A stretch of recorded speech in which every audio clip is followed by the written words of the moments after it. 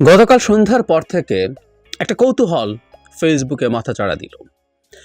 বৈষম্য বিরোধী ছাত্র আন্দোলন এবং জাতীয় নাগরিক কমিটির যারা সদস্য আছেন তারা তাদের প্রোফাইলে 31 ডিসেম্বরকে টার্গেট করে নানান রকম কথা, নাও অর নেভার, তারপর ধাপে ধাপে আসতে শুরু করলো। আমরা এর আগে কৌতূহল তৈরি হলো যে কি হতে যাচ্ছে, টিজারের মতো অ্যাডভার্টাইজমেন্টের। আস্তে আস্তে আসতে শুরু করলো যে তারা জুলাই অভ্যুত্থানের ঘোষণাপত্র তারা সেদিন দেবেন, প্রক্লেমেশন। প্রায় সবাই মানে আমার ফেসবুক ফ্রেন্ড লিস্টে যারা যারা আছেন তাদের প্রত্যেককে দিতে দেখেছি, এবং তারা যে পোস্টারটা শেয়ার করছেন সেখানে এক্স্যাক্টলি যেটা লেখা আছে, জুলাই বিপ্লবের ঘোষণাপত্র। বিপ্লব কথাটা বলা হচ্ছে এখানে। কি হতে যাচ্ছে না যাচ্ছে নানান রকম আলাপ আলোচনা আছে, এবং এর মধ্যে একটা কথা একটু যোগ করে রাখা দরকার। উপদেষ্টা জনাব আসিফ মাহমুদ তিনি কিন্তু এটা নিয়ে স্ট্যাটাস দিয়েছেন। আমরা এই প্রশ্ন স্বাভাবিকভাবেই করতে পারি যে সরকারের একজন উপদেষ্টা এটা নিয়ে কথা বলতে পারেন কিনা, কারণ কি হতে যাচ্ছে, প্রক্লেমেশন হলে কি হয় না হয় সেসব আলাপ তো আমরা মোটামুটি জানি। এর আগে একটু জিনিস যোগ করে রাখা দরকার যে কিছুদিন আগে, বেশ কয়েক সপ্তাহ হয়ে গেল, এই দুটো সংগঠন বৈষম্য বিরোধী ছাত্র আন্দোলন এবং জাতীয় নাগরিক কমিটি তারা কম্বাইন্ডলি একটা সমাবেশ করেছিলেন শহীদ মিনারেই, এবং শহীদ মিনারেই তারা অনেকগুলো দাবি দিয়েছিলেন। এর মধ্যে ছিল ছাত্রলীগকে নিষিদ্ধ করা, রাষ্ট্রপতিকে অপসারণ করার জন্য সময়সীমা বেঁধে দেওয়া হয়েছিল, এবং সেখানে দুটো কথা বলা হয়েছিল, প্রক্লেমেশন অফ সেকেন্ড রিপাবলিক বা রিপাবলিক এভাবে বলি, এবং নতুন সংবিধান লেখা। আগের সংবিধান বাতিল, নতুন সংবিধান লেখা।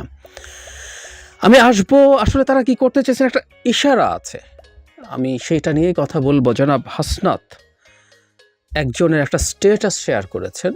সো আমরা জনাব হাসনাতকে আমরা জানি অত্যন্ত গুরুত্বপূর্ণ একজন সমন্বয়ক, এবং এই মুহূর্তে বৈষম্য বিরোধী ছাত্র আন্দোলনের প্রধান ব্যক্তি তিনি।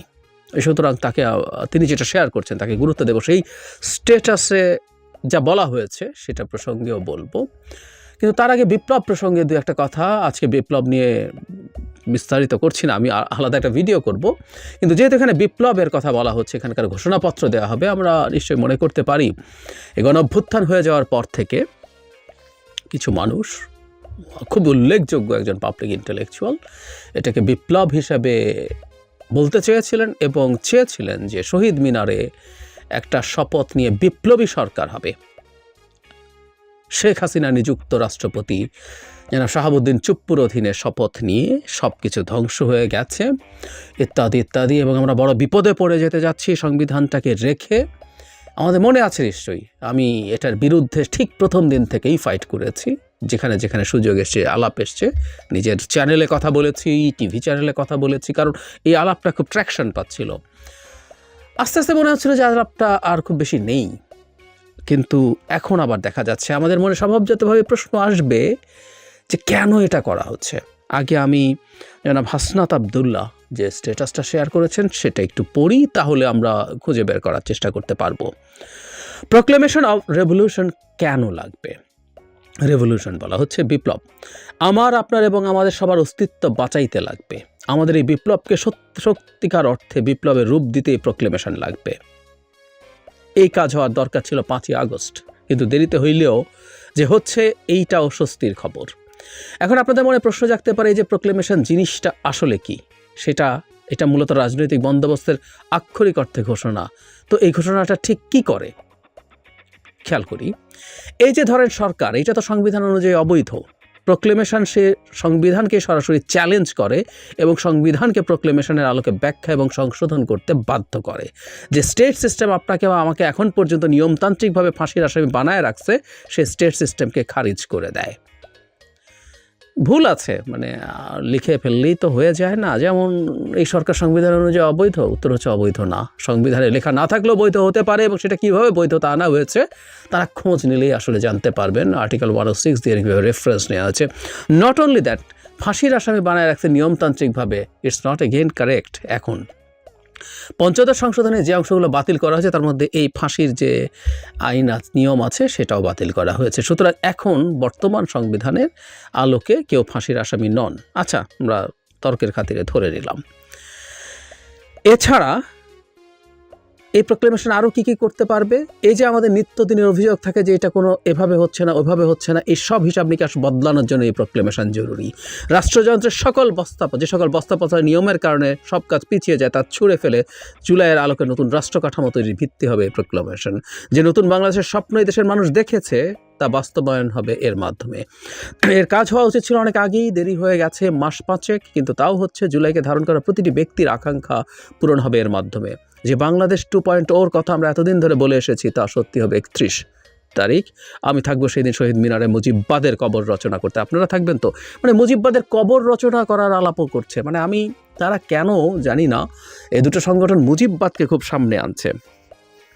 মুজিববাদ বলে একটা বস্তু আছে আমরা জানি, আমরা সেই আলোচনায় আজকে আর ঢুকছি না, কিন্তু শেখ হাসিনা তার লাস্ট 15 বছর মুজিববাদকে প্রতিষ্ঠিত করেছেন, ওটাকে রাখতে চেয়েছেন, ওটাকে সামনে রেখে শাসন করেছেন। কোনোভাবেই মনে করি না একটা আটারলি ডাকাতকে, মানে সব কতগুলো ডাকাত, টপ ডাকাত, মাঝারি, ছোট ডাকাত মিলে একটা দেশকে ডাকাতি করেছে, ওখানে মুজিববাদ আনা হয়েছে। আমি মনে করি না, কিন্তু তারা খুব লিখছেন। অনেকেই মুজিববাদের কবর রচনা করবেন 31 তারিখ, সেরকম লিখছেন। কিন্তু এখানকার জরুরি কথাটা হচ্ছে মোটা দাগে তারা আসলে এই প্রক্লেমেশন মানে সব কিছু, মানে সংবিধান তারা যেটা আলাপ করছিলেন যে সংবিধান নতুন করে লেখা সব কিছুই প্রক্লেমেশনের আলোকে হবে এবং সংবিধানটাকে বাতিল বা স্থগিত করা হবে, ইনি অন্তত লেখেননি। কিন্তু এই আলাপটা করা হয়েছে যে যারা বিপ্লব বলছেন, বিপ্লবের সাথে সাথে এই সংবিধানের আর কোনো এক্সিস্টেন্স নেই, নতুন সংবিধান লেখা হবে, তার আগে অন্তর্বর্তী কতগুলো অর্ডারের মাধ্যমে দেশ চলবে, এই জিনিসগুলো বলা হয়েছিল। আমি একটা জিনিস খেয়াল করেছি, এটা একটু শেয়ার করতে চাই। জনাব হাসনাত আবদুল্লার সাথে আমি একটা টক শোতে ছিলাম, জনাব খালেদ মহিউদ্দিনের সাথে। সেখানে তিনি দ্ব্যর্থহীন ভাষায় স্বীকার করেছেন যে বিপ্লবী সরকার তাদের না গড়া ভুল ছিল। এখানেও ঠিক একই টোন। আমি এই জায়গাটা আবার একটু বলছি, আমাদের এই বিপ্লবকে সত্যিকার অর্থে বিপ্লবের রূপ দিতে এই প্রক্লেমেশন লাগবে। এটা কাজ হওয়ার কথা ছিল 5 আগস্ট, কিন্তু দেরিতে হইলেও এটা যে হচ্ছে এটা স্বস্তির খবর। মানে একটা বিপ্লব হয়েছে সো কল্ড, সেটা সে সময় একটা বিপ্লবী সরকার হয়নি, একটা প্রক্লেমেশন হয়নি। সেটা 5 মাস পরে সেই প্রক্লেমেশন দিয়ে বিপ্লবটাকে বিপ্লব হিসাবে প্রতিষ্ঠিত করা হবে। মানে বিপ্লবের ইতিহাস এবং বিপ্লবীরা বিজয়ী হলে যা যা করে তার সাথে যদি মেলাই, এটা ম্যাচ করে না, আসলেই ম্যাচ করে না। যাই হোক, সব তর্ক আজকে সরিয়ে রাখি এবং আমি আবার একটা আসলে এখানে এক্সক্লুসিভ ভিডিও করিনি, অনেক ভিডিওর মাঝে কথা বলেছি। একটা গণঅভ্যুত্থানকে বিপ্লব বলার বিপদ যেখানে, সেটা হচ্ছে কেন বিপ্লব না, এটা নিয়ে আমার আর্গুমেন্টগুলো আবার বলবো আলাদা একটা ভিডিওতে খুব দ্রুতই। কিন্তু বিপ্লবের সামনে যে এক্সপেকটেশনগুলো তৈরি হয়, গণঅভ্যুত্থান সেগুলো কখনো পূরণ করতে পারে না। ফলে গণঅভ্যুত্থানকে বিপ্লব মনে করে এক্সপেকটেশনগুলো করে গণঅভ্যুত্থান থেকে যা যা পাওয়ার ছিল সে পাওয়ার পথও নষ্ট হয়, সেটা নষ্ট হওয়ার লক্ষণ দেখছি। তারপর আমি জনাব হাসনাত একটা স্ট্যাটাস শেয়ার করেছেন, সেটাই হতে যাচ্ছে, ধরে নেওয়ার কিছু নেই, আবার ফেলে দেওয়ারও কিছু নেই। জনাব হাসনাত খুবই গুরুত্বপূর্ণ একজন সদস্য। আমি অন্যদেরটাও দেখলাম, আর কেউ তেমন কিছু বিস্তারিত লেখেননি কী করতে যাচ্ছেন। আমরা হয়তো আরও বুঝবো এবং 31 তারিখের পর আসলে আমরা আমাদের সিরিয়াস বা ফাইনাল কথাটা বলতে পারবো। হতেই পারে যে তারা আসলে ঠিক কী চান। তারা যেহেতু রাজনৈতিক দল তৈরি করছেন, এ দুটো সংগঠন মিলে তারা তাদের এক ধরনের ম্যানিফেস্টো ঘোষণা করতে পারেন। দুই ব্যাপার, একটা প্রক্লেমেশন বলছেন তারা করবেন, সেটা করলে এটার ভিত্তিতে রাষ্ট্রকে যদি তারা এভাবে দেখতে চান, তাহলে সেটা কিভাবে তারা এনশিওর করবেন। একটা সরকার আছে এবং এই সরকারটা এক্সিস্টিং কনস্টিটিউশন ফলো করে তারা থাকছেন। কিছু বিচ্যুতি হচ্ছে যেগুলো পরে র্যাটিফাই করতে হবে। তো এই সরকারটাকে নিয়ে তারা কি করবেন, নানান সব প্রশ্ন। যদি সেই সরকার তাদের এইটা না মেনে থাকে তাহলে তারা কি করবেন, অনেকগুলো প্রশ্ন। নট অনলি দ্যাট, সরকার যদি না মানে, এটাকে মানানোর মতো যথেষ্ট সক্ষমতা, শক্তি কি তাদের এই মুহূর্তে আছে? একই সাথে আরও অপরাপর যেসব রাজনৈতিক দল এবং সংগঠন দীর্ঘকাল মাঠে আছে, আমি স্পেসিফিকলি যদি বলি বিএনপি, তারা কি এটা মানবে? তারা কি এটা মেনে নেয়? অলরেডি নানান ক্ষেত্রে নানান জায়গায় তারা বলেছেন তারা এটা অ্যাকসেপ্ট করেন না। সংবিধান নতুন করে এটা ফেলে দিয়ে নতুন করে লেখা দূরে থাকুক, সংবিধানের সংশোধনও এই সরকারের অধীনে হবে, সেটাও তারা মনে করেন না সঠিক হবে। তাহলে বিএনপির সাথে তো তাদের স্পষ্ট, যদি তারা সত্যিকার অর্থেই সেরকম কিছু পরিবর্তন তৈরি করতে চায়, তাহলে বিএনপির সাথে তাদের সংঘাত হবে, সিরিয়াস সংঘাত হবে, প্রচণ্ড অস্থিরতা হবে। এর মধ্যেই সোশ্যাল মিডিয়াতে সেই অস্থিরতার নমুনা আমরা দেখতে পাচ্ছি। তাহলে ওই প্রশ্নটা আসলো, তাদের এই প্রক্লেমেশন বা এটাকে নিয়ে তারা যে আউটলাইন সামনে দেবেন, রোড ম্যাপ সামনে দেবেন, সেটা কি দেশ গঠনের জন্য, নাকি একটা অ্যানার্কি তৈরি করা? বাংলাদেশে একটা অ্যানার্কি তৈরি হওয়ার সম্ভাবনা দেখা যাচ্ছে। নানা দিক থেকে নানান চেষ্টা হচ্ছে। আমরা যদি সব একত্র করি, আমরা দেখব ভারত, তারপরে শেখ হাসিনা সবাই মিলে তাদের যাবতীয় সম্পদ শক্তি সব ব্যবহার করছে। আমলাদের বিদ্রোহ, আমি শব্দটাকে বিদ্রোহই বলতে চাই, বিদ্রোহ সাম্প্রতিক সময় আমরা দেখেছি, এবং কি ভাষায় তারা বিদ্রোহ করছেন, কতটা স্পর্ধা তাদের হয়েছে। একই সাথে এখন তারা যদি নামেন এবং সেটা নিয়ে পরস্পরের সাথে, সরকারের সাথে বা বিএনপির সাথে বা আর কারোর সাথে যদি সংঘাত তৈরি হয়, দেশ খুবই অস্থিতিশীলতার দিকে এগিয়ে যাবে। এই নৈরাজ্য মারাত্মক ক্ষতিকর হয়ে দাঁড়াবে। কেন করছেন তারা এটা? তারা দল করবেন, দল করে গণতান্ত্রিকভাবে সব কিছু গড়ে তুলবেন, এবং তারা যেহেতু মনে করেন যে জনগণের মধ্যে সংস্কারের প্রবল আকাঙ্ক্ষা আছে, তাহলে এটাকে ম্যানিফেস্টো করে নির্বাচন করতে পারেন। নির্বাচন করলে তারা জিতে যেতে পারেন। যদি তা থেকে থাকে, তাহলে তারা এই যে প্রক্লেমেশন এবং কনস্টিটিউশন রিলেটেড যেসব আলাপ সামনে আনছেন, এর মানে কি এই যে তারা সরকারকেও একটু শক্তি দেখাতে চান? কারণ আমরা সাম্প্রতিক সময়ে দেখব যে সরকার সম্ভবত তাদেরকে আগের মতো আর ঠিক গুরুত্ব দিচ্ছে না। তার প্রমাণও আছে আসলে বেশ কিছু ক্ষেত্রে, যেমন এই যে রাষ্ট্রপতির কথা বলছি, এই ক্ষেত্রে তারা অত্যন্ত কঠোর অবস্থান নিয়েও রাষ্ট্রপতিকে সরাতে পারেননি।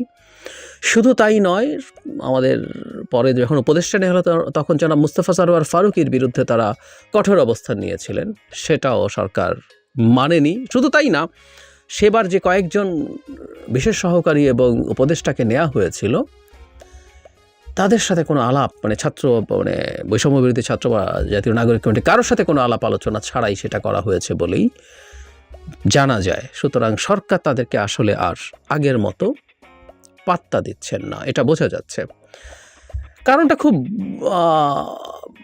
কঠিন না বা জটিল না অনুমান করা। কারণ হচ্ছে এটা ঘটেছে প্রধান উপদেষ্টা বিশেষ করে ছাত্রদেরকে যেভাবে যে জায়গায় ওভার এস্টিমেট করেছিলেন। আমি ওভার এস্টিমেট শব্দটা জেনে শুনে বলছি। ওভার এস্টিমেট মানে সামহাউ তার মনে হয়েছিল এটা একটা প্ল্যান্ড মুভমেন্ট, উনি রেভলিউশন বলেন, এবং এটা মিটিকুলাসলি প্ল্যান্ড, এবং এটার জন্য একজন ব্রেইন আছেন, জনাব মাহফুজ আলমকে সেভাবে প্রেজেন্ট করেছেন, এবং এই স্টুডেন্টরাই সব কিছু অর্গানাইজ করে তাদেরই লোকজন নিয়ে এই কাজটা করে ফেলেছেন। বহু সময় তিনি ছাত্র ওনার ভাষণে বলতেন, তারাই তাকে এমপ্লয় করেছে। শুধু সেটা না, তারা সবসময় তাদেরকেই সব কিছু। আমি ধারণা করি আস্তে আস্তে তিনি এই বাস্তবতা বুঝতে পেরেছেন। ফলে তার কাছে যারা এই দুটো সংগঠনে আছেন, তাদের যে গুরুত্ব আগে তার কাছে ছিল সেই গুরুত্ব কমছে। ফলে তারা কি এমন একটা পরিস্থিতি তৈরি করতে চাইছেন যার মাধ্যমে তারা তাদের একটা মেসেজ আবার দিতে পারেন যে তারাও একটা গুরুত্বপূর্ণ স্টেক হোল্ডার, সরকারের উপরও একটা চাপ তৈরি করা এবং একটু মেসেজ দেয়া। কারণ ক্ষমতায় যারা সরাসরি আছেন, বৈধভাবে আছেন, ফর্মালি আছেন, তার বাইরে ইনফর্মালি ক্ষমতার সাথে এক ধরনের সংযোগ এই দুটো সংগঠনের লোকজনের আছে, আমরা জানি এটা।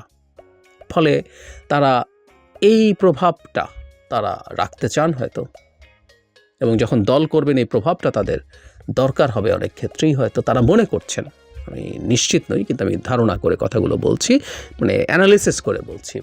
সো তারা একটা শক্তি মাঠে দেখাতে চান, সেটার কারণে এরকম একটা কিছু করতে পারেন। হোয়াট এভার ইট ইজ, তাদের এক্সপেকটেশনটা, তাদের গোলটা, তাদের ডিজায়ারটা সৎ, আমি এটা বিশ্বাস করতে চাই। কিন্তু সবসময় সৎ ডিজায়ারও ভুল আউটকাম নিয়ে আসতে পারে। আমি সামনে আসলে একটা অ্যানার্কিক পজিশন দেখতে পাচ্ছি, সিচুয়েশন দেখতে পাচ্ছি, বিশৃঙ্খলা দেখতে পাচ্ছি। সেটা কেউ তাদেরকে দিয়ে পরিকল্পনা করে, তাদেরকে মিসগাইড করে করাচ্ছে কিনা, এটা ভাবার দরকার আছে। আমি বারবার একটা কথা বলি, বাংলাদেশের একটা কনস্টিটিউশন নিয়ে যে ধরনের সিদ্ধান্তের কথা এই দুটো সংগঠনের পক্ষ থেকে বলা হচ্ছে, যে একটা মুভমেন্টের প্রোক্লেমেশনের কথা বলা হচ্ছে, যারা এটা করছেন তারাই এই মুভমেন্টের সব কিছু নন। তাদের প্রতি পূর্ণ শ্রদ্ধা রেখে বলছে, আমি দীর্ঘদিন থেকে এই ন্যারেটিভ, তাদের যে ন্যারেটিভ, সেটাকে ডিবাঙ্ক করার চেষ্টা করেছি। প্রত্যেকটা গুরুত্বপূর্ণ স্টেক হোল্ডারকে নিয়ে এটা যদি না কাজ না করেন, এটা সংঘাতকে উস্কে দেয়া। সুতরাং কেউ যদি সতুদ্দেশেও এই কথাটা বলছেন বা করছেন বলে মনে করি, তারপরও এটা অত্যন্ত ইম্যাচিওর একটা সিদ্ধান্ত হচ্ছে, এবং আমি বিপদ দেখছি, সিরিয়াসলি বিপদ দেখছি। একটা কথা বলে শেষ করব, সেটা হলো কিছুদিন আগে ইকনমিস্ট পত্রিকা বাংলাদেশকে বিশ্বের সেরা দেশ হিসেবে স্বীকৃতি দিয়েছিল 2024-এর। বাংলাদেশ বেস্ট হয়েছে, সিরিয়া সেকেন্ড হয়েছিল। অথচ সিরিয়ার আসাদের পতন কিন্তু বাংলাদেশের তুলনায় অনেক টাফ ছিল। রীতিমতো একটা গৃহযুদ্ধ হয়েছে 13 বছর, যেখানে বিরাট গ্লোবাল পাওয়ারগুলো ইনভলভ ছিল। কিন্তু সিরিয়া বাংলাদেশকে টপকে যেতে পারেনি, কারণ আসাদ পালিয়ে যাওয়ার পরও সিরিয়া আসলে স্টেবল কান্ট্রি হয়নি। আমরা জানি সিরিয়ার বিভিন্ন অঞ্চল বিভিন্ন রকম গ্রুপের, সশস্ত্র গ্রুপের অধীনে আছে। তাদের মধ্যে সব ঠিকঠাক হয়ে একটা ইউনিট হিসাবে, একটা একক স্টেট হিসাবে সিরিয়া স্টেবল হবে কিনা, এটা গুরুত্বপূর্ণ প্রশ্ন। কিন্তু বাংলাদেশ কেন হয়েছে? শেখ হাসিনার পতন এবং পালিয়ে যাওয়া তো আছেই, তার সাথে ইকনমিস্ট উল্লেখ করেছে ডক্টর ইউনূসের নেতৃত্বে একটা মোটা দাগে স্টেবল সরকার তৈরি হয়েছে। এই সরকারকে বিভিন্ন জায়গায় সমালোচনা করা যায়, আমি করেছি, অনেকে করছেন, অনেকে খুব টাফভাবে করছেন। আমি হয়তো অত টাফভাবে করছি না, কারণ এই সরকারটাকে আমি চাই তারা খুব বেশি বিপদে না পড়ুক, তারা মোটা দাগে ভালো করুক। কিন্তু তারপরও মোটা দাগে তারা একটা স্টেবল পরিস্থিতি দিতে পেরেছেন।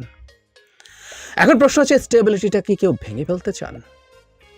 এবং এই ভেঙে ফেলা, এই বিশৃঙ্খলতা তৈরি করা, এর মধ্যে কিছু রাইটিস্ট ফোর্স মাথা চাড়া দেওয়াতে চান, যেটার জন্য অধীর আগ্রহে অপেক্ষা করে আছে শেখ হাসিনা তো বটেই, ভারতও, যাদের ন্যারেটিভ ছিল শেখ হাসিনা যদি ক্ষমতায় না থাকে তাহলে বাংলাদেশে ইসলামী জঙ্গিবাদ মাথা চাড়া দেবে।